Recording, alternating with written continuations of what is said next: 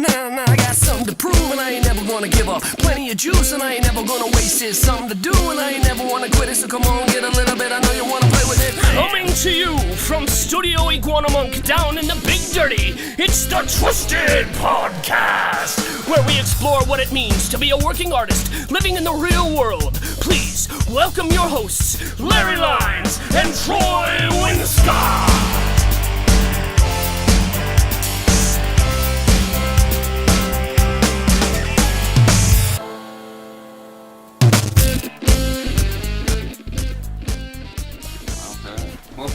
What's on your arm? Why are you bleeding? Man, I really don't know. It's such a messed up thing. It's I got like these little tiny bumps that came up on my arm, and they don't seem like anything, and then I just like scratched them. You don't think is it an allergic reaction, a spider bite? What's going on with you? You're falling apart. I have no idea. I mean, it could be spider bites. You it could should be. Just add blood to the wall, like. Yeah, I'll just wipe it. You should, and like we do with mosaics when we're making them, you just keep adding blood to the panel. So That's funny because I the last room we were in had blood all over the walls. This time it was split. Should. I mean, it's just kind of tradition now to add blood to the wall. Yeah. Well, that's funny that you said that. I woke up this morning. And I did nothing unusual waking up in the morning. I went to go jump in the shower, and I just so happened to turn to the mirror. I don't know why. And my forehead was just covered with, like, dry blood. I mean, like, holy shit. Just covered with dry blood. And I was like, I don't know what's going on. That's how I woke up this morning. With a clown's hand in my pocket. But yeah, that's, you should just add it to the wall. Well, it's funny because my immediate thought when you had stepped out was, well, there's got to be like a napkin or some toilet paper, or a paper towel, or even a towel. But since we just moved into this room, I can't find shit. Well, no, you won't be able to find anything like that in here unless you want something that. But it's weird. It does this thing like you'd think with that much blood coming out of there that it would just keep running, right? Like, I mean, it bled that easily, but it's already stopped. I don't know. So this week we released the half week. Yeah, the half week. Have you? I'm sure you've listened to it. Yeah, it's out. Yeah, I listened to it today. Oh, did you? It was rather lengthy. It was a lot longer than, and we'll cut down. We'll do one question, and cut out to like maybe one movie if we're talking about stuff like that. But I felt like it was pretty long too. I thought. See, when we originally had this idea, I thought we were talking about just doing a topic, but we ended up like talking about 3 different topics. Yep. And so I had like a kind of a cornucopia of topics that I thought you were going to edit it down to like they were going to be 30 minutes each or 15 minutes or something like that. But that was the whole buffet, like right there. Yeah, and I realized the mistake as I was editing it. Well, you know. And it was a good practice too for all of this. And yeah. I wrote it in the blog piece. I don't know if you read the blog piece, but in there I said I haven't gotten there yet because I just downloaded it from my app, my podcast app, and I think that's what it's called. Yeah. The one you recommended. Yes. That I get a year ago or whatever. Oh, that's maybe you should add some lighting. Yeah, add some lighting. I don't know. Yeah. I mean, we're still. It's not just purely podcast. It's also with video. Yeah, I now that we're doing this, there's like so much more to do. I feel much more illuminated. So in the blog post for the episode that came out today, it was I wrote about how when we first did this, we were like, can we really keep it up for an hour? Like, that was... Well, I know that you and I can talk for... I know, but once you days. Roll, you can roll, this recording on anything, and it just feels like, wow, here's an hour. Like, you gotta fill an hour, like the... And I see so many people do that, like you put a mic in their face, and they just clam up, right? But apparently that does not happen with us. So I didn't think it would. we did that experimental run when we were shooting Chasm. Yes. And when Aaron Trum was in the studio back then, and we did. Whatever happened to that? I mean, that was all of like 3 minutes. And I thought, oh well, when you proposed continuing it, I was like, yeah, we'll have a healthy 3 minutes. Yeah. But I mean, I know how you and I talk, and yeah, it's going to go on. Yeah. Yeah. And now that we're getting used to this, it's happening more, right? Like it's like at first when we were putting it on, I felt like there were some awkward moments, but I just don't feel very uncomfortable like doing this anymore. So and then more of this is coming out. But now I'm realizing that, we can break these into smaller chunks that are more easily consumable for like other people, right? So, like you said, we did this other episode. It turned it into 50 something minutes, right? And I really thought we were cutting down, right? And no, we're just going to do small questions. In fact, this is an intro to J Michael Stovall's interview, and we're not going to go too long here either. Right, we finally cornered him after 3 times rescheduling. We finally cornered him in the chair over there to talk. Yes, so we're going to get on to that now. This is the Twisted Pop Podcast, episode 8 with J Michael Stovall, and I was just asking. I'm sorry. Because you're going to repeat some of this stuff. So you're teaching at Glassell. Yeah, back to the top. You're teaching at Glassell. Right. It's hard to do twice. Yes, I teach at Glassell to kids. Okay. In the junior school. Okay. And then I teach one class at HSPVA in cartooning. Okay. Also. And I teach like 6 different things at Glassell. And you've been doing that for 3 years. Yeah, I'm about to start my 3rd year teaching at the Glassell. And I teach a variety of things, mostly digital. Okay. I teach the digital animation class. I teach the stop motion animation class. I teach digital art.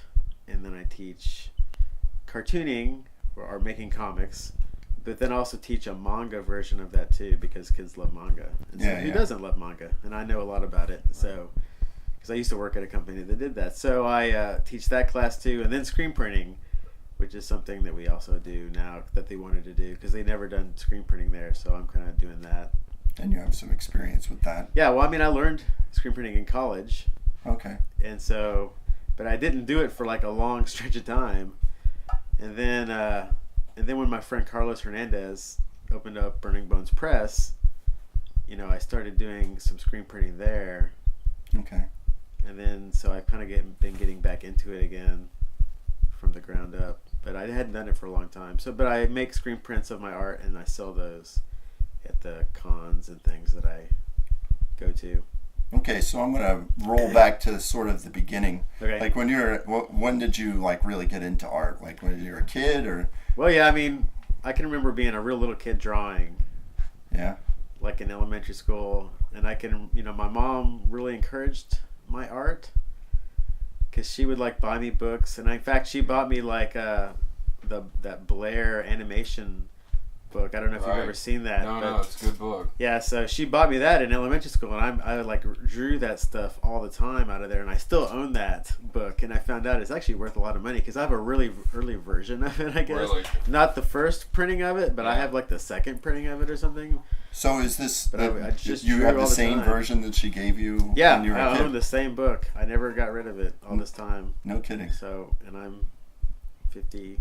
I don't have a physical copy anymore. I've got a digital. Yeah, copy. there's a PDF. You can find the PDFs online because that's when I guess I just suddenly was thinking one day because I had this amazing book and I've had it all this time and I kept it in really good shape. I'm like, I wonder if this is worth anything. And so I was like looking online and I found out that it was worth something and then I found PDFs of the original version of it because I guess he was a Disney animator and so the original version actually has kind of some Disney characters in it that he was drawing and then he got in trouble for it so he went back and redrew it. So I have the version that he redrew where it's not the actual Disney characters, but I have that. My mom would take me on location places so I could draw like the environment and things like that to parks and things. Like she was really into me doing that. I'm not sure why. Was she was not an artist? She's not. In fact, I didn't have it. There's nobody in my immediate family that's an artist at all. But once you started going with it, she really encouraged. But I guess and my created dad's opportunities. mom was artistic. Okay. She used to apparently paint plates, paint birds on plates or something. Yeah. But I never really saw any of those because I guess it had been a long time since she had done that. But then I had my grandparents all, they like knitted and made quilts and all that stuff. So they actually showed me how to do all those things when I was a kid too. So I can actually sew, and I used to make puppets and things. So I mean, I was making art from being a real little kid, and I just kind of never stopped. I was just always drawing. But then in high school, I had a really good art teacher, and he really taught that class kind of like almost like it was a college class. I mean, but the thing is, and I took all his art classes through high school, and I learned a lot from him. But I still didn't think that you could have like a career in art. I mean, I just thought, hey, this is great, this is fun, I'm making art, And then when I went to college, I was like a zoology major. No kidding. So I didn't know. I mean, like in high school at that time, nobody said, hey, you can be a graphic designer and make a living. I mean, I had no idea. Right. I mean, they do that now because I've taught high school, so now we tell them kids that. Did so you now grow they up know. here in No, Houston? I didn't grow up in Houston. Where were you? So I was like, my dad was in ROTC in college, and so then when he graduated, his first post was at Fort Eustis, Virginia. So I was born in Fort Eustis, Virginia. But then they only lived there like a year and a half after I was born, and then he got out because he was in the reserves after that. And then we moved he got a job with IBM, so we lived in Huntsville, Alabama, because it was during the Apollo. So we worked in IBM in Huntsville on whatever IBM made for the Apollo rocket. And then when that ended, he got transferred to upstate New York. So I spent elementary school in Alabama and junior high and high school in upstate New York. And then, when I went to college, I actually went to the University of Arkansas because that's where my dad went and that's where my grandparents lived. So and I kind of wanted to go to like the big Southern school with a football team. I wanted to do that whole thing for whatever reason at the time. So I went to there, and then while I was at Arkansas, my dad got transferred to Houston to the to IBM, to the Johnson Space Center. And so then when I graduated, I just moved to Houston, and so I never left. So was your final major in zoology? No, I actually switched. So if we go back to college, so I'm in college and I'm taking all these art credit classes because you have to take art credit, to fulfill your college. And then so I'm like doing really well in those, and they're a lot of fun. And then my teachers are like, hey, I guess they talked me into it, or that's when I found out there could be careers in art. Right, you can get a living with that. Yeah, not just being an artist painter, but like you could be a graphic designer or an illustrator, but all these things. So I switched majors in college to art. So yeah, it's kind of a revelation as a kid when somebody comes along and says that there's a career in it, because most of the time everybody's like, "That's great, kid. What are you going to do for a living?" Right. Of course, I still think that. But anyway, I mean, That's true. It's fun. But I mean, so yeah, and I did that, and so I had really good instructors there too. Like my graphic design instructor was this really old guy, and he had actually worked on the original Coca-Cola logo and stuff like that. So we had really good instructors, and I still learned skills, in college that I still use. Like you've probably seen I post all these pencil drawings of faces where I try to do these and I just draw them this big, but in my sketchbook with a mechanical pencil. But I mean, I'm still channeling that class in college where he would make us draw, something as smooth as we could, like an egg, or he would. And I still feel like I'm taking that class sometimes, even after all this years, by doing those same kinds of projects like that. So, I mean, all those things pay off. And I took screen printing in college. Yeah. We didn't have computers because I graduated in '85, and that's the year that the first Macintosh came out. So there weren't any. In fact, but the Art Department got computers the year after I left. But so I had to do all that on the job, learn computers. But so 85. So how old are you? 55. 55. Okay. I didn't quite catch you at 55. I didn't imagine that you were 55. But Yeah, I mean, I'm not much younger. But most people think I'm 40. I guess I act immature. I don't know. Yeah. Well, no.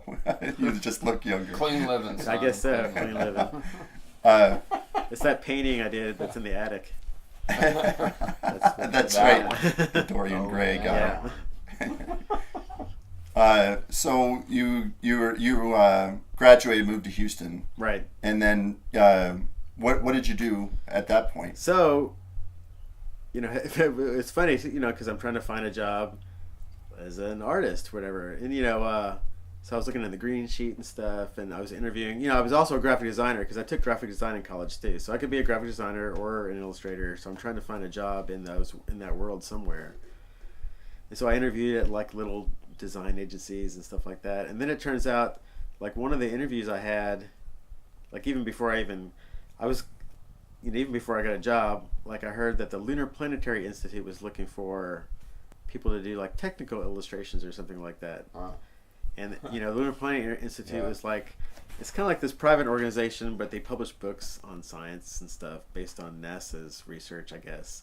It's down there in Clear Lake, and I went in there and I was showing them my portfolio because I had all these airbrushed paintings that I had done too in college because I did a lot of airbrushing and all these, and I would try to do these like super realistic airbrush paintings of like motorcycles and things. So, and I was showing them to them, and they were like, "Yeah, y'all," he said, "You're like way more advanced than we're looking for, but you know what? I'm gonna give you the name of a guy that he could probably use you." And his name was Pat Rawlings, and he's that guy that was the head of the art department at Eagle Engineering, and they did all these advanced space mission paintings. So I don't know if you've seen like last year I posted some because I actually have all those paintings. I remember you posting these, but you know what's funny about this?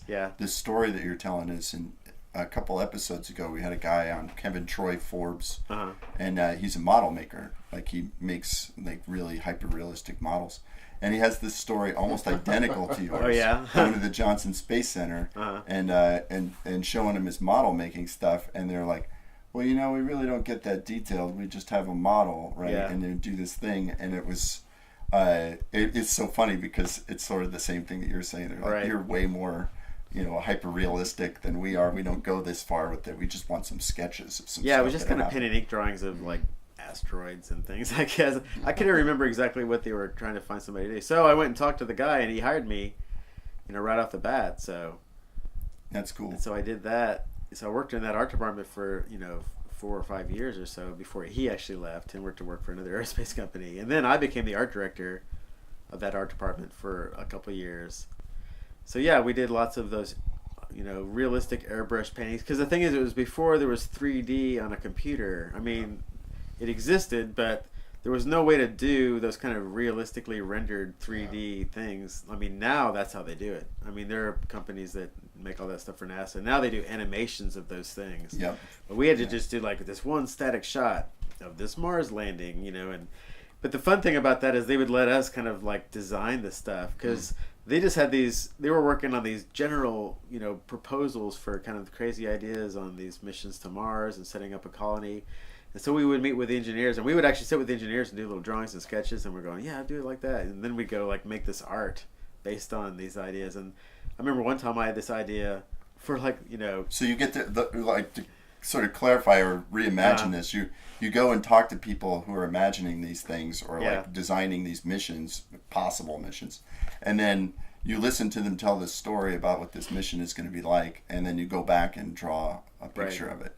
That sounds like so much fun. It was a fun job.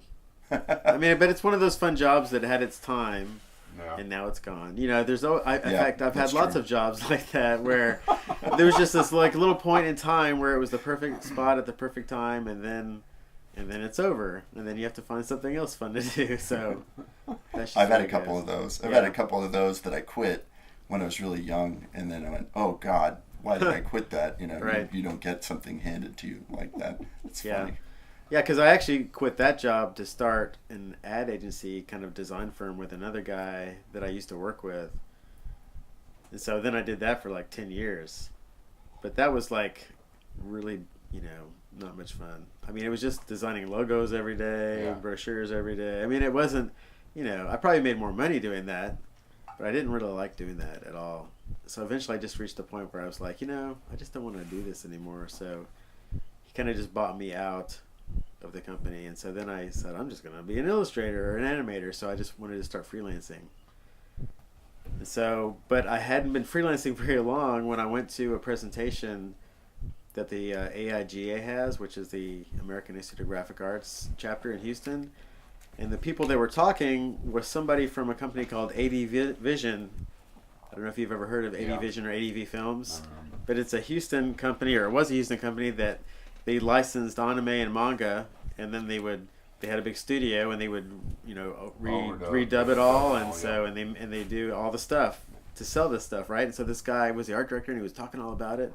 I'm like, I want to work there. That sounds like a cool job.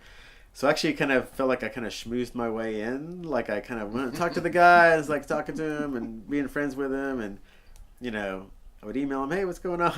So I kind of wormed my way in there. I felt like, but they had a really big art department anyway. They had like 40 people, and so I got into that art department, and I got in. And what we did is we did all the packaging and all the print for all the DVD work. So we designed the clamshell case designs, the menus on the animations, all the ads, anything that was print related, based for a title that they licensed, we would do all that artwork for. Oh, so like the packaging. Yeah, all the packaging, yeah. Okay. All that stuff. And That's if there was like ads in a magazine for that, particular DVD release, we would do all that too. So, and we would have to redraw a lot of that art because the Japanese would send us this kind of really bad low res art. So we would have to redraw it or reimagine it, and we had to come up with exciting cases. So we didn't just copy their clamshell cases. We had to make up, we had to design them for American audience, So, Yeah. But that was a really fun job. And then I became the creative director of that art department too, because the guy that that was the creative director, he moved over to the Anime Network, which was a spinoff company, and it actually still exists. Does it really? The Anime Network. It's like a pay-per-view anime channel. And I think he still does freelance work for them, but I don't think that he works there full time. But so he did that. But then that was one of those really cool jobs that kind of ended through no fault of my own. And basically, it kind of boiled down to the fact that they would take these package deals of licensing anime, and so they would take 5 really bad titles to get the one really good title that they wanted. But then they would put as much money into the bad ones as they could because they thought that we need to get, our money out of those. And so basically they just kind of dug a big hole that they couldn't get out of because they kept trying to we'd always call it polishing the turd, because that's what they were doing. I mean, well, these are horrible. You bought just the because 5 we of make them. amazing packaging for it isn't going to fool anybody, Right. but they thought it would. And then they would blame the art department. Well, because they would blame Sure. everybody. Sure. We would hear that, it's the art department's fault. And then the marketing people would tell us, no, they told us it was our fault, And then it was always somebody else's fault besides the owners of the company that licensed the stuff. So, but what happened is, they had to declare bankruptcy. So everybody got laid So it's off. kind of like polishing the turd downhill. Yeah. So that didn't work out good. So then I just went back to freelancing. So that's the beauty of what I do, is I always just freelance in between. So I went back to freelancing, illustration, graphic design, and I did some, different animation. I would do some different magazine illustrations and things. And then, something else would pop up. And so then I was working for, I was actually kind of leasing out office space for my friends that had a little boutique animation interactive agency. And so then I was kind of just there. So since I was just kind of there, I was paying them for my desk, but then they started, using me more and more. So do you stuff. rented a desk from someone. Yeah, so that eventually they I would kind of just see your became an face. employee, Yeah. there doing their thing. But then, after doing that for about a year, one of the people that was there said, hey, Mike, I saw this ad in the Houston Press that they're looking for, animators or people that can draw in a cartoon style for some movie, whatever. And I'm like, and he showed me the ad, and it was for a Scanner Darkly, although I don't think the ad said that that's what it was for. So it just said they wanted people that could draw in a comic book style. And so I, sent my email, and I made a little PDF of a portfolio and stuff, and they had me come on over, and it was in Austin. So I came in for the interview, and they go, yeah, we want you to do a tryout, on the software, because they had this proprietary software that they were using. So I came in. You know what Scanner Darkly is, though, right? Yeah. Yeah. Was that Cell, the Cell software? It was that they called Color Engine. Yeah. Is the name of the software, and this guy wrote it, and it was only used on Waking Life and Scanner Darkly. Right. Yeah. And he didn't, because actually, I guess Adobe was interested in, buying it from him, but he didn't want to sell it, which I think he made a big mistake. Bummer. I know. Because there's all sorts of stuff now that can do similar things. Right. So, I mean, even Flash, you can do similar things in Flash now. You couldn't back then. So I went and did this tryout where basically they just wanted you to statically draw, and I think I had to draw Winona Ryder. I had a half a day. They gave you 2 hours, and so how much can you ink and color, in this software? And so I kind of did this thing, and I did it pretty quick. And then I was all done doing that, and they were going like, okay, that's great. Can you come back tomorrow? We'll have you do an animation test now. I'm like, oh, I guess so. I mean, I live in Houston, but sure. So I think I just spent the night on a friend's couch. And then the next morning I came up, and I was in there with like 5 or 6 other people. And so I did this animation test on their software too. But I've been using Flash ever since it came out. So I understood animation and how it worked and what timelines were. And then I felt like I kind of cheated a little bit on taking their thing because I knew I was going to have to do this. And so I rented a Waking Life. And on Waking Life, there's a little documentary on there about how they made the movie. Like, I'll watch that. And so on there, they kind of showed the color engine software and a little bit of what was going on with it. Not a lot. But I'm like, okay, I kind of get it. And so then I sat down and I animated this scene with Keanu Reeves, sitting on a couch, lighting a cigarette or something like that. And they're like, oh, that's great, And they said, okay, well, we'll let you know, And so, like, it was lunchtime when I was done. And so I was, driving out of Austin. I stopped at Taco Bell or something, and I'm sitting in there eating a taco. They called me up and they said, yeah, can you start Monday? I'm like, sure, I can start Monday. I mean, how much, because sure, I live in Houston, but I couldn't say no to working on a real live animated movie. Yeah, absolutely. Especially with all the stars that were attached to it, and Richard Linklater's directing it. So I'm like, okay, sure. Yeah. And so I immediately. It's a great.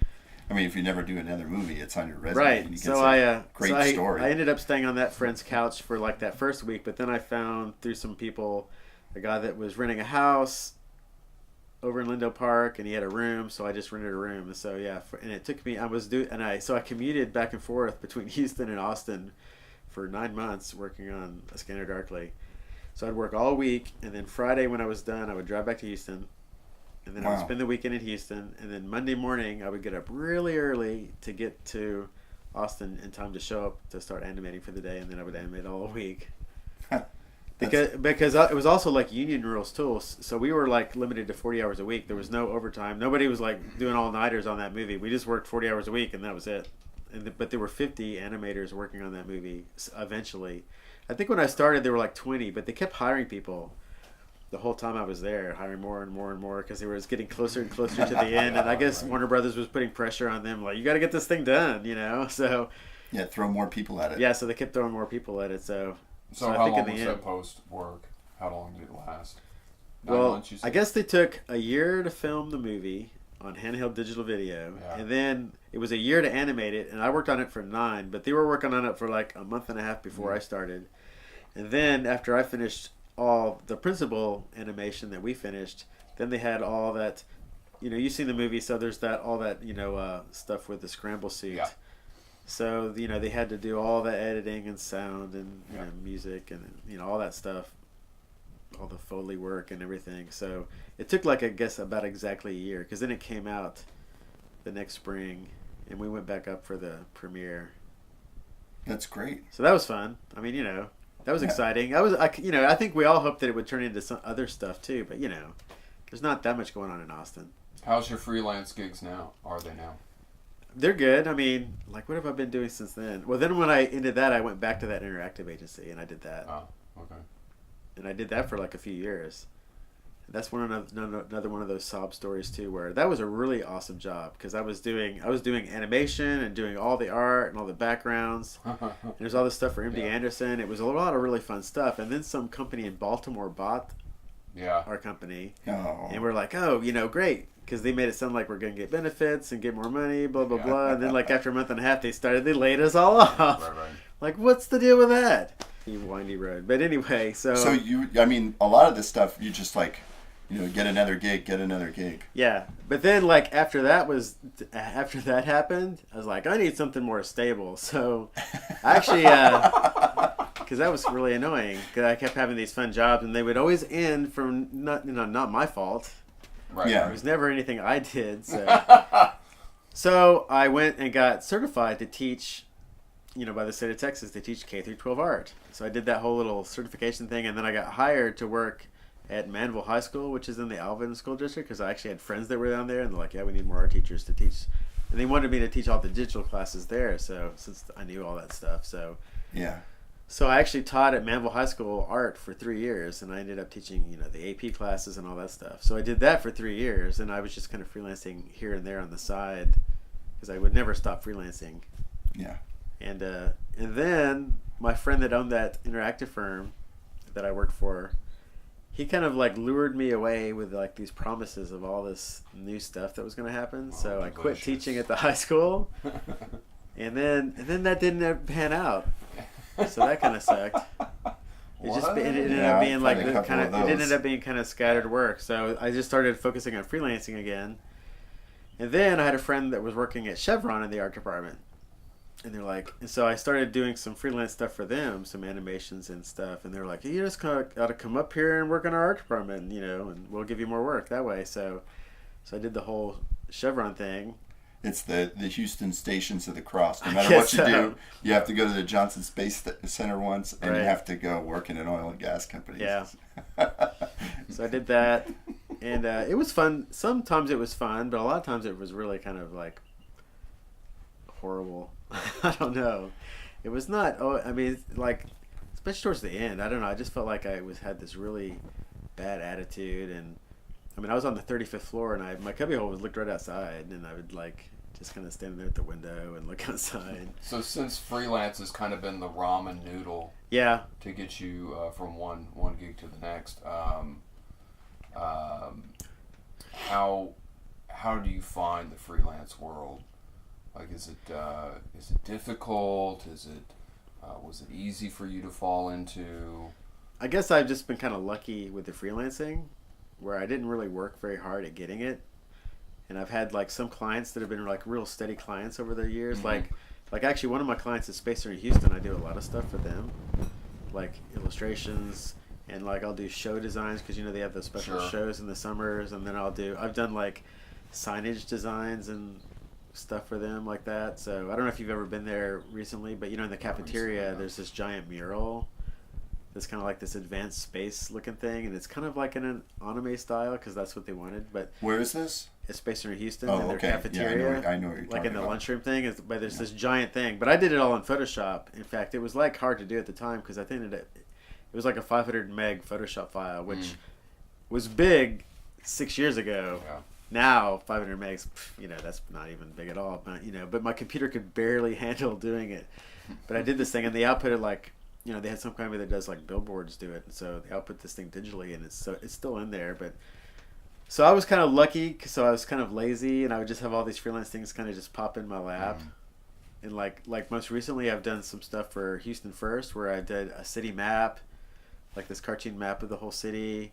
Oh, now you posted that too. Yeah, but that wasn't really widely seen because it was just kind of done for all the council members. Apparently they use it and they give it to their constituents, and there's like one in their offices, but it didn't really, because I thought, they're going to print a bunch of these and hand them out. They're like, no, we're just, this is all it is.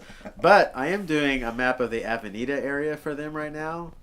Okay. It's also a cartoon map, but it's more specific and exact, so you can actually use it to navigate instead of it just being like a fun map. The other one was, but I'm in the middle of that right now, and they actually are going to print those and put them in all the hotel rooms of the Hilton and the Marriott, so those people can walk outside and go, oh, we can go down to the... Yeah, this is like the Discovery Green area that you're right. talking about. Yeah, that's what they call Avenida, is that whole block. Yeah. Actually, they include the soccer stadium, like all the way over to like Phoenicia. Sure. Yeah. And they're building a new honky tonk over there. I guess it's one from Dallas. That Country Western guy started, and so they're building one, and it's going to be right at the end of the, like right now it's a parking lot, but it's going to be right over there. But yeah, there's all sorts of stuff that's going on over there. So I'm doing that map, but but I still teach at GlaCell, and I do the other random things, and I also do freelance graphic design for an exhibit design company. And you end up, with the Stovepipe stuff and the shirts, the designs that you do, you end up at a lot of different public art or marketplace art. Right. Yeah. So that whole thing is this whole other thing. I guess that's kind of like my outlet of just doing kind of whatever I want to do. Because I would just be a lot of times I would just be drawing these things, like goofy things, for no particular reason. And then I guess I don't really know who it was, but somebody said, "Hey, you should put that on a shirt. Somebody would probably buy that." I'm like, "You think they would?" So So I mean, that's how all that started. I just first like made a shirt. I think it was actually the Bride of Frankenstein drawing, ironing Okay. her cloak. So I did that, and then I had a friend that actually does a lot of illustration for like Dungeons and Dragons magazine and stuff like that. That I actually met. In fact, that was the best thing about Scanner Darkly is I met such an amazing group of people. Yeah. Doing that. In fact, that's like a whole another thing that I didn't even talk about that I should talk about right now, because I think artistically, up to Scanner Darkly, I kind of was just like, I don't think I really had a direction. I don't think I really had a style. I was really good at mimicking things and doing whatever I needed to do just for my job. Right. And I didn't have something that was me.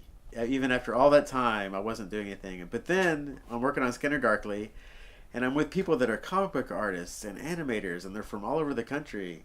And we would just sit around, and people would just be drawing, and they'd make little challenges like, hey, draw this, and we'd be swapping sketchbooks. And I think that whole experience was so inspiring and mind-altering, working with, like, just being around all this crazy creativity like that.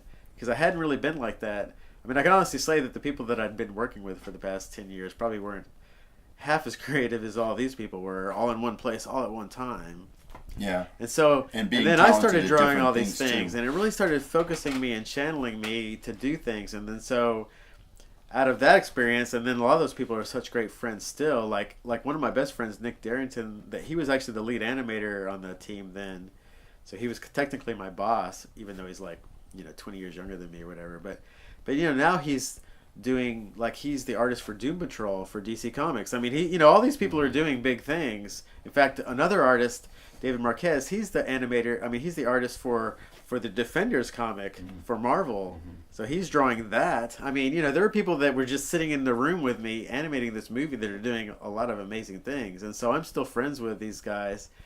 We meet up in Austin when we can or whenever they're around. So or I'll go to shows. So one of those guys is like, hey, I'm going to have a table at Comic Palooza. And I was thinking about just trying to find somebody to split it with me. Split it with me? And I'm like, sure, I don't know what that is, because I'd never even been to a convention at that point. And this was like the second Comic Palooza, I think. I'm like, sure, I'll do that. He goes, what am I supposed to do? He goes, well, just, bring your sketchbook and, some stuff to sell. I didn't really have any idea. So I actually made like a little kind of zine of like some stuff that I'd drawn, and I just kind of sat there with him. Huh. And then I just watched him and what he was doing and how he priced things, and then I'd see with other people. And so it was like this slow building process of like, I got to add more products, and then I'm going to make a wacky sign. And that's about the time I think I decided I needed to have a name for this thing. And the Stovepipe thing actually came up because that was actually my nickname in college, like in my fraternity. And I don't know why, but just the upperclassmen started calling me Stovepipe. I guess they thought they were making fun of my name, but that's a pretty lame attempt at making fun of my name, because I didn't think it was like, fine. It's lazy. Stovepipe. It's a lazy. Yeah, it was a lazy insult. And then what's funny is that later they even shortened it to Pipe instead of Stovepipe. So I still see college guys that call me Pipe. And that's people a ask pretty me cool like, name. did you smoke a pipe? I'm like, no, it's just like sort of the last part of my name. But so I guess that was floating around in my head, because my whole other thing is like, I love vintage clothes and I love vintage stuff. I'm always buying like vintage things. So So Stovepipe it just really kind of fit- sounded. It kind of sounded vintage. Yeah. It's Yeah. kind of an old-fashioned sounding name. And so it kind of fit this whole identity. So yeah, being a graphic designer, I had to kind of create this whole thing. So I had to create a logo and all this stuff that, this whole world surrounding the Stovepipe thing. So that's how that came about. And then I just kind of use that. Although I still use J Michael Stovall, kind of as an illustrator. But I kind of use Stovepipe as the identity for like when I'm going to the comic book conventions and I have the table. Yeah. And then I brand all my stuff with that too. So it's almost like I'm an employee of Stovepipe, I guess. How many convention shows do you do a year? I guess I think last year I did or this calendar year I did 6 maybe. Yeah. But I guess I'm kind of done for the year. I was going to do Staple in Austin in the fall because they moved it, but I have to teach at Gazelle. And it's like the very first weekend of school. It's like coming right up. So I'm like, well, I can't get a sub for the very first weekend. Yeah, that doesn't classes, work, I guess. so that's not a good thing to do. So I had to cancel that one. But I don't have any other things planned because usually most of those things are kind of in the spring and the summer, and they don't really happen as much in the fall and the winter because people are busier, so there's not as many cons going on. Right. But I usually do like a couple of markets a year or two. I used to do more markets like with Pop Shop America and stuff like that, but I would not. Sometimes I'd do pretty good, sometimes I wouldn't, and then I always felt like I was losing my only day off by doing those. Yeah, that makes But sense. where cons are a lot more fun because you have all these crazy people there. And it's and other entertaining comic and fun to artists. be They're there. entertaining, but markets are kind of like You just sit there and ladies people, walking around buying candles. Sure. And then, they usually my booth would be like there'd be like some girlfriend dragging her boyfriend around, and he'd be kind of like looking all bored. And then all of a sudden he'd see my table and he'd kind of perk up and buy a T-shirt from me or something. So That's such a great description Yeah. of those markets. Like some Right. guy just getting dragged along. yeah, but I still do like a Christmas market. I do the one at Antidote, Yeah. Crafty-Dote, because I do really good at that. So Yeah. I still do that one, and I used to do a Father's Day one that I did really well at, but that one didn't happen this year. But I did do one at Eureka Heights Brewing, like a month ago, and we did really good at that. And it was also nice because they gave us all the beer we wanted to drink. Right. They said everybody at the table, they just gave a wristband, and they're like, yeah, whatever you want. So That's great. so that was fun. So I do some markets, but mostly cons. But we're gonna try to do more bigger ones farther away. Like we went to Orlando for a con. That was like the first out-of-state con I've ever done. So that was kind of exciting. That's Orlando's cool. cool. Their convention's cool. Yeah, that was San a fun one. Diego's cool. Yeah, that was really hard. That was so expensive It too. is The tables expensive, are like and they kind of expand and contract on the Artist Alley. right. Yeah. But I know some people that do that one. But yeah, there's like the Emerald City one in Denver. That's supposed to be. People don't say know they that do really one. good at that one. So we thought about maybe doing that. So I don't know. I think we're gonna do more next year. And I mean, you have like sort of a limited scope on the number of shirts. You print a number of those, and then some of them sort of take off. Are there some surprising? I mean, Well, it's the everything I sell is weird because you never. I mean, I cannot predict at all what's going to be popular from show to show. Because like I made all those Freddy Krueger, Logan, Wolverine shirts. Whether I don't know if you've seen that one. But I did that drawing, and everyone was like, "Oh yeah, they make an awesome shirt." So I actually printed my first 2-color shirt, and I printed a whole bunch of those up. And I went to Comicpalooza where they actually, Robert Englund was there, and I thought, "Oh sure, I'll sell a bunch of these." I think I sold one. no I'm like, kidding. well, whatever. It's I guess nobody impressive. likes this shirt. And then I took that shirt to Orlando, and I sold all of them but 2. Wow. And there was Wow. nobody there from any of the Nightmare Before Christmas, the Nightmare on Elm Street movies, or so you never can tell. Yeah. And then like some show, I might sell a whole bunch of the Bride of Frankenstein, and then the next show I'll sell a whole bunch of the Toon Dude. I mean, it's like Is that the Bosco guy that you're talking to, the Toon Dude? yeah, that What 20s Bosco were you character looking- looking what do guy you I made call up. him? Toon I Dude? call him Toon Dude. Yeah. See, like that, see here it is, Yeah, right here. I mean, I just always liked drawing 20 style Yeah, yeah. cartoons and things, so I kind of was just drawing this guy a lot. In the studio, that's what we called him. Yeah, The and then Bosco I dude. was kind of afraid that I just kind of was subconsciously ripping another one off. So I actually did this detailed search. I was like obsessed on the internet, and I looked and looked and looked, and I couldn't find one like this exactly. But I just call him Toon Dude. I don't really have a specific name for him, although some people have convinced me that I need to do a comic book with him because I'm working on some different comic books all the time that are never quite finished. But so maybe I'll do that. Do you, But then do you have a finished title?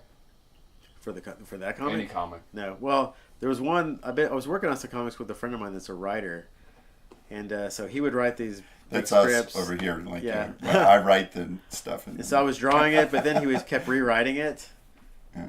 And so I was kind of Oh, waiting for a man. final rewrite. Oh, man. And then he's never got around to the final rewrite. But I kind of did a comic of kind of Rough. the first section Yeah. of the original story, which is kind of like a self-contained thing, but it's not completely inked. And I How need to many focus pages on that. are It's you got like in? 12. 12 pages in. Because Yeah. we're trying to do 12 per issue. Yeah. But that was called Bobby Rizzo Against the Ropes, and because it was and it's loosely based on some true stories where I guess maybe the mob was helping the Nazis in World War II some Yeah. before we were involved. Like Yeah. they were helping them here. Right. And so and All there, those I guess great there was like some conspiracy stories stories. about they were going to help like sabotage some ships, Wow. but that never, I guess it never ended up happening. But so my friend wrote this kind of like spy noir story, but our lead character, it's called On the Ropes because he's like kind of an older boxer that's not winning anymore, and they just want him to take dives, but he's also a strongman for the mob too, so he's kind of involved in that, but he doesn't want to be involved with that, helping the Nazis. So it's kind of a boxing, but it all takes place in the 30s, of course, since that's kind of my sounds very obsession. accurate, That's all I ever want to do. It sounds great. It really does. But it's fun, and I've made a zine of what I've done of it so far that I sell at cons and stuff, and people like that. But I need to finish it. Yeah. I need to just focus on. What's a comic book that you're? I know they're not finished, but you're currently the most current. Well, that's what I'm working on, and then I haven't really done anything with the Toon Dude comic, except for the fact that people told me I need to do a Toon Dude comic. But then I was also working on, I've done like a lot of one-page things, just for fun, like for last year's for a Dia de los Muertos. Yeah. I did like a one-page. I did like Dia de los Luchador. So it was like a day in the life. It was just a 4-panel thing. Yeah. But like how his whole life is like boring. Like he gets up and he's sitting at the breakfast table, and then then there's one panel of it, the exciting wrestling, and then the last one he's just sitting. It's like, but I actually screen printed it, so I combined all these things together. I took my piece of tin and I polished it and roughed it up, and then I screen printed one-shot sign paint on there of the comic. But I just did one, so it's like a one-off. I did some paper ones that I have on my wall in my studio, but so I did that. But then also I had this idea of doing, that song, I forget what the name of that song is. It's like, I was working as a waitress in a Oh, yeah, bar. Oh, Like, the don't duet. you want The me, duet, baby? yeah. The 80s duet. Yeah, that 80s song. So I always thought about that. I would always visualize that song. I'm like, that's like a perfect song.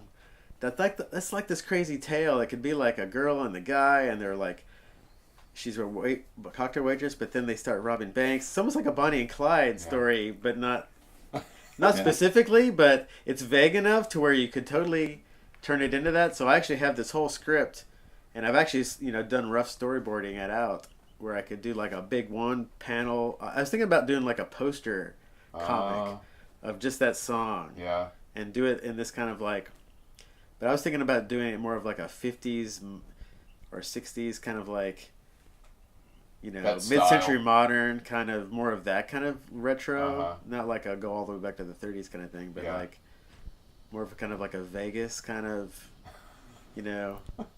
early 60s kind of thing. So Yeah. Yeah.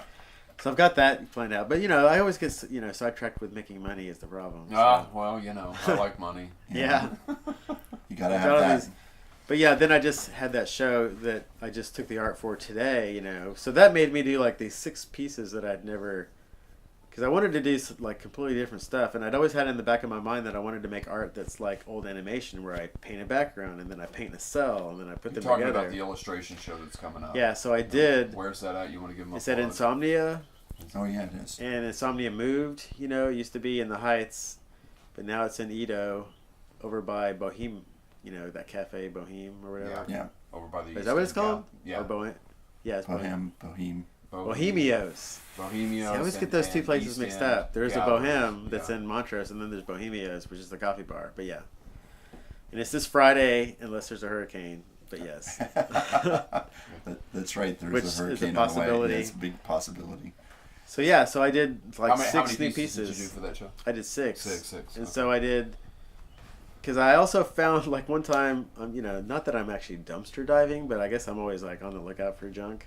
So like I used to like really collect old furniture and fix it up, but I was like throwing some stuff away, and there were these books in the trash that somebody was throwing away, like my roommate from where I used to live. And so, but it was like it was like an old book about South American art from like, thousands of years ago, where it was mostly those, I guess those Venus sculptures, Yeah. But it was all these just big black and white photographs. I mean, the whole book's just black and white, but Wow. it's probably from the early 60s or something. But somebody was just tossing this thing, but it was these big, nice black and white, photographs of all these different, Venus sculptures that are like a couple thousand years ago. And I'm like, oh, I should like get those and do something over with it. Wow. Yeah. So I did 3 of these where I picked 3 different ones and I cut them out, and then I painted on a cell, and I just painted, like I just picked 3 of my kind of cute cartoon girls that I've done, and just painted that like in bright color on the underside of the cell, and they're floating over these, centuries old Venus photographs. So it's kind of like, and I just called them ideal, like ideal one. So it's almost like the old ideal of beauty versus like the new ideal of beauty sort of thing. So I did 3 of those. So that was fun. And then I did a little thing where I kind of did my idea that I had for a long time, where I actually painted a little background, and then I painted a little cell, and it's all layered, and because I layered all these things with an extra layer of glass too, so that way there's like a little bit of a drop shadow. Yeah. Oh yeah. I did one of those, and then I did these just other 2 acrylic paintings, but I painted them on black Strathmore paper. So I built up from the black, and I just painted like a guy's face. I called him Lucky, but because I was kind of thinking he looks kind of like a gangster or something. And then I painted the Toon Dude, and I kind of did it like in an alley at night, and he's kind of lighting his cigar. So it's like just the lights on his face. I saw that one. So I did that. So yeah, so these were all things that have kind of been floating around in my head. So that I should be like focusing more on making these things like this more often. But I get invited to lots of shows that are more pop culture shows too. Like this show was specifically, like they said, no fan art, so it had to be like all original stuff. But like I used to always do those monster shows at Domi Books all the time. In fact, that's how I ended up with a lot of those Universal monsters I have, because I was just like, I just keep doing Universal monsters. So I have those, and I'm gonna try to do the Insomnia one, and then there's some other shows that are coming up. So I'm trying to do more. Which Insomnia one? Like the Halloween one, whatever they call it. Halloween. Okay, yeah. Yeah, I guess they call it the Monster Stars too, because they kind of Yeah, picked yeah. up. They actually kind of officially got permission to pick it up from when Domi closed, like from my friend Russell. So, because then there's the whole Sketch Club thing that I haven't talked about. But Sketch Club. you know what Sketch Club is? Is it It's an art collective, okay? and there were like 12 of us. Were you guys? Is it an antidote? We used to meet at Domi Books. Oh, okay. We would meet there, but sometimes we met at Antidote, and then lately we've been meeting at Kaboom. But we did it. I mean, it's been 10 years that we were doing, Sketch Club, and we actually, one year we even got a grant on the Idea Fund, and we did a show, and we had a show in New York City. So we were like, it was kind of a thing for a while, because we had a lot of people in it too that were also fine artists, and it was just a bunch of guys basically So how do you drawing get goofy involved in stuff. that? What's kind of petered out a little bit, because unfortunately one of our members committed suicide a couple years ago. Put a So it's damper kind of on things. devastating for some people, so they completely stopped coming. And then we've had people move away. So there's only like 4 of us that kind of do it on a regular basis now. But But one of the main things that we would... Huh? How would one get involved? You just have to show up. See, what the big limiting factor is that, well, actually when we started doing it and when we were first trying to decide when to do it, we decided to do it on Saturday mornings. And we only do it every other Saturday morning. And then to make it easy, we said, okay, it's every other Saturday morning till the end of time. So, and it doesn't change. It could be like Christmas morning. And if that's Sketch Club, well, then maybe nobody shows up. But we don't change it. So that way you always know when it is. So Is that group on Facebook? yeah. Okay. So there's a Facebook group. So now we made it Kaboom Books. But that's the big limiting factor. So a lot of people will like, oh, okay, Saturday morning, and they'll show up once, and then like, I don't want to get up on Saturday morning. So only the true diehard people that want to sit around with a bunch of guys and draw on Saturday morning. That's kind of what it ended up being. But at its peak, there were 12 of us, and we had we had a show at Box 13. We did shows at like, what was the name of that place? It was like a house close to St. Thomas that the Menil owned. And they would have art shows there. We did a couple art shows there. I know what you're forget. talking about. I can't remember what it was, but So yeah.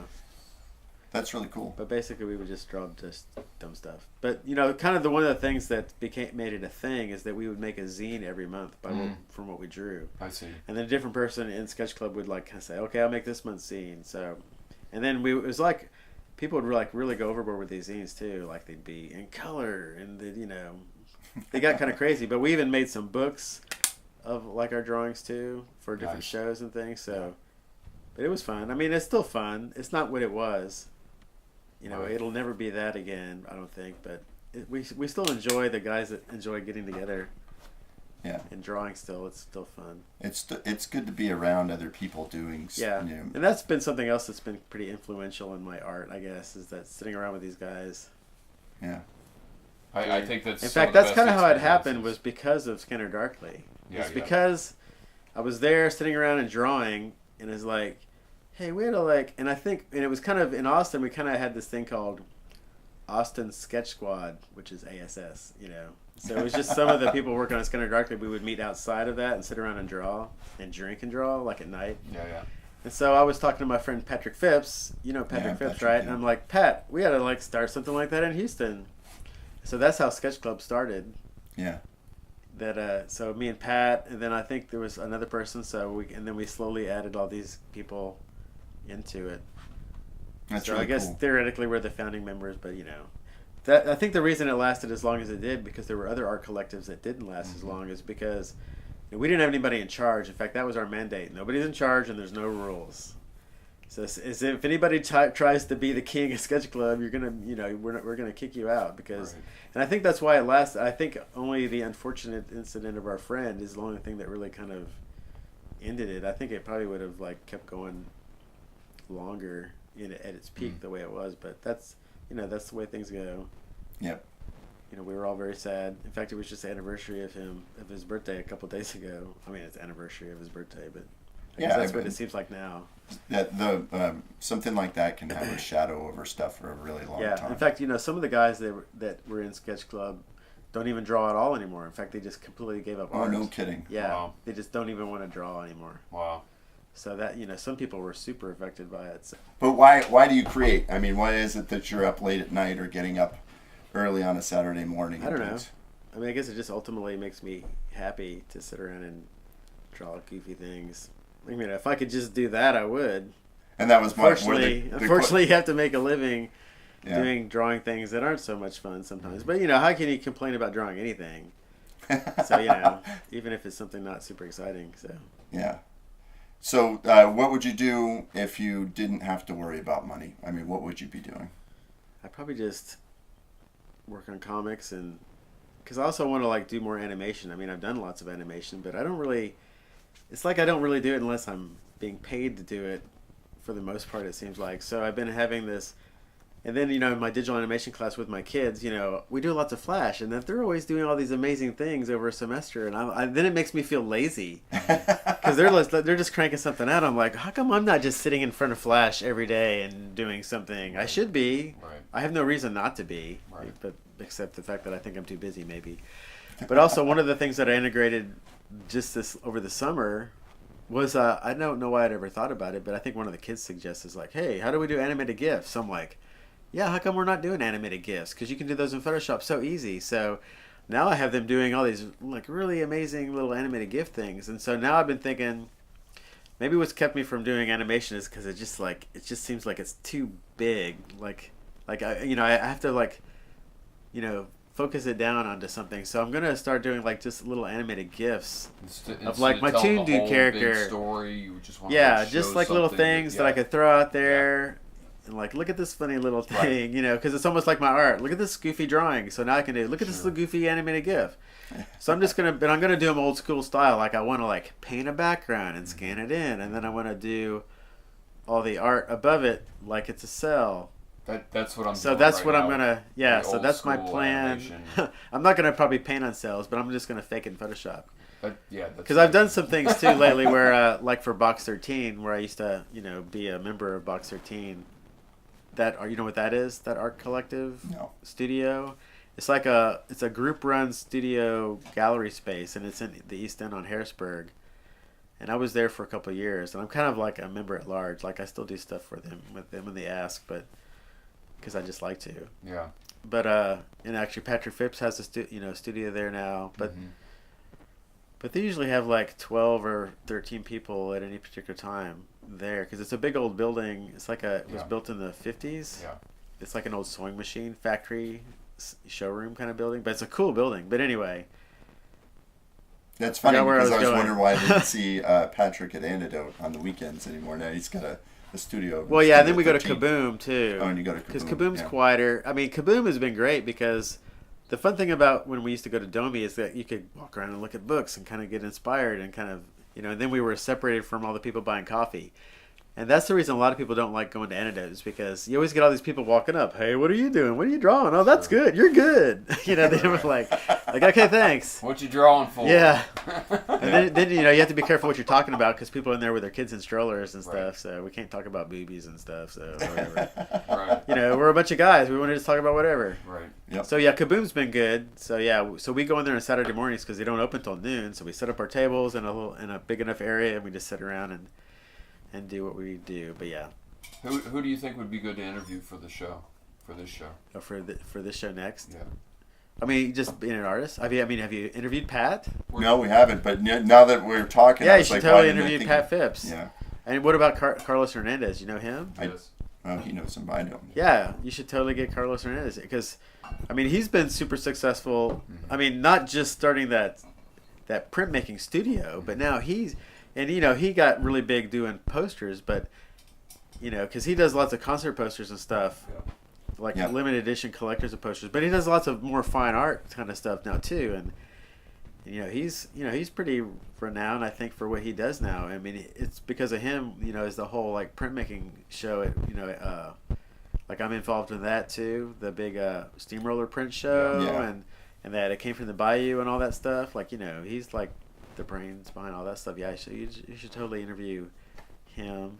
I feel like I should be bringing up a girl. I feel like I'm being sexist. Also, I have a tendency to limit everything to visual art, but musicians, writers, performers, anybody that... Oh, Doug Cosmo? No. You should interview Doug Cosmo because I've known that guy. He was we hired him as an intern when he just graduated from the Art Institute of Houston. And so he worked at that design firm that I was a partner at. And he was a fun, wacky guy. And back then he had this band called Lowbrow. Oh, Did you ever see that band, Lowbrow? I did. He was the lead singer of that band, and then he was just doing his own thing for a while. And then but the thing is he got married. He was also teaching art at community colleges and stuff. And but now both of his kids are pretty much grown up, so he's kind of reinvested himself in his music because they would have these. He was also doing that JW Americana. I don't know if you've heard of that band, but he was doing Lowbrow, and then he was doing JW Americana, and because they play Ruds and all this stuff. I mean, they're pretty popular, but they do a yearly show, and everybody would go nuts because oh my God, Doug's playing, so everybody would roll out. And he would do this thing, but he was pretty busy with life and stuff. But now that his kids are kind of one's in college and one's the other girl's pretty old, he's kind of recommitted himself to the music, and so he's doing it just as D Cosmo, and he plays all the time in Houston now, every weekend. But he does this kind of one-man band kind of thing where he's got the bass drum, he's playing the steel guitar, and he's got the harmonica. That's great. And he kind of sings like Tom Waits, but he really loves old blues music. In fact, his dad was instrumental in recording a bunch of Mance Lipskin audio. Do you know who Mance Lipskin is? The famous Houston blues. I mean, he's right up there with all. He's so great, but he's kind of unknown. But cool. But yeah, Doug Cosmo would be a great musician to get in here. I mean, I could give you can, all these people's contact information. Absolutely. So and you can go on Instagram and see what he's doing if you want to see. Because I even did a drawing of him, when I have that little Inktober sketchbook where I do, and I did him because he's got this whole thing about the corn dogs. Now I don't know how this corn dog thing happened, but I did the king of corn dogs. So I don't know if you saw that one, but that was a little drawing of him. That's funny. So I do remember.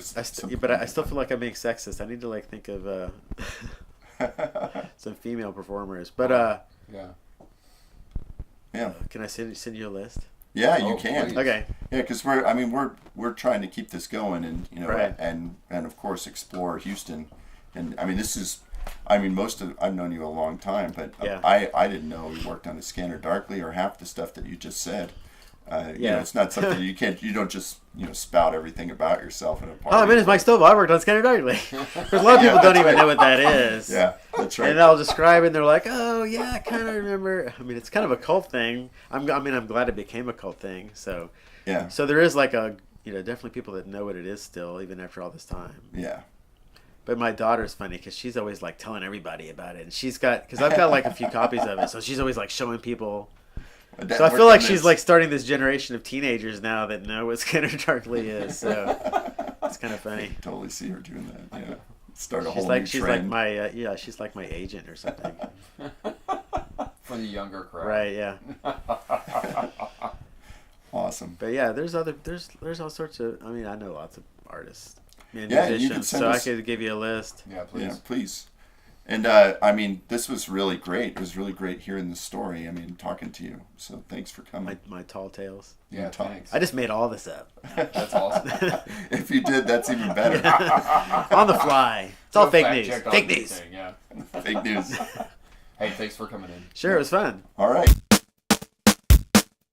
And we'll put this on the end. That's the other thing is that somebody told me today, hey, this week that midweek thing that you guys do, it's kind of unpolished, and I was like, yeah, I don't care. I kind of like it like that. It reminds me of like when I'd sit around with my brother with a tape recorder. Yeah, it is unpolished. Yeah. All right. So, Well, actually, yeah. All right. Now we're on to the end. J Michael Stovall. Woo! Yeah. All right. So now it's over. Now we're talking about that. That is over. Now what? No, we're on to the end of this. So we finished the interview. Okay, that was J Michael Stovall, and this was episode 8. 8, man. We didn't do a proper introduction at the beginning of this. Oh, we didn't? Mm-hmm. Like, what should we say? You know, like this is Twisted Pop Podcast. I'm Oh. Troy Winscott. Oh, and I'm Larry Lines. Maybe. Maybe. And we had just interviewed J Michael Stovall, and it was pretty good. I really liked that interview. Like I said in the interview. What a mess. This is a hot mess. You should just add blood to the wall. I didn't know half the stuff about Stovall and the stuff that he had worked on, and it's really interesting. I mean, this is getting more interesting too, because you get somebody here, and then we're just asking them to talk about themselves. Some of them we've known for quite a while, right? And it'll be really cool to actually find out more about people in that way. Mm-hmm. So. Because that's just not how it goes. I mean, you just don't start. Yeah, you don't interview Download people your at parties. resume. Yeah, It's like, here's my resume. you just find these things out as you go along, and the thing that I liked about this interview was that he brought up the topic of working with a group of like creative people, and how much comes out of that. I personally think that that's probably some of the best times and like some of the most valuable times that I've had in an art career or in art school, is that kind of consortium of like information and like challenges that everybody gives you as you're in this this momentary group. Yes.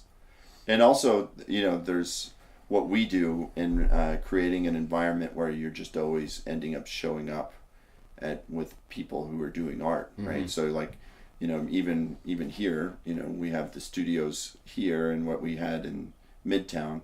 When there's people there, it's just, you feel like that's what you're doing. It's a whole different atmosphere. Yeah. Than sitting in your house It's and trying to make invaluable as far yourself as- do yeah. something. It's invaluable as far as I'm concerned. Yeah. That when you have like a couple of those experiences, you want those experiences like all the time, and they're short periods of time. Yeah. You try to make them last as long as possible, obviously, because Hopefully. they're fun. Yeah, But stuff happens. People get older. Whatever. people die. Yeah, people die. Like he said. Mm-hmm. So anyway, this has been another episode. We're in episode 8.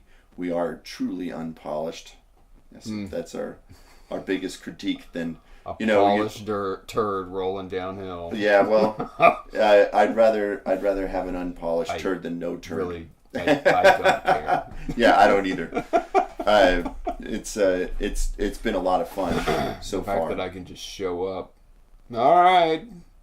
Yeah. Well, this is great, right? You get somebody in here. Yeah. If we had a whole polished act going on, I wouldn't necessarily say it would be a turnoff, but we aren't exactly making people uncomfortable. No, I think that's something to be noted there is that, most of everything I've done is just show up like a dumb dog. Yep. And just continue to do it. And Yep. We're It's gonna all show worth up. it. We're gonna show up next week. We're gonna have another midweek. like a dumb dog. Right on. All right. We'll see you next time on the Twisted Pop Podcast. Goodbye.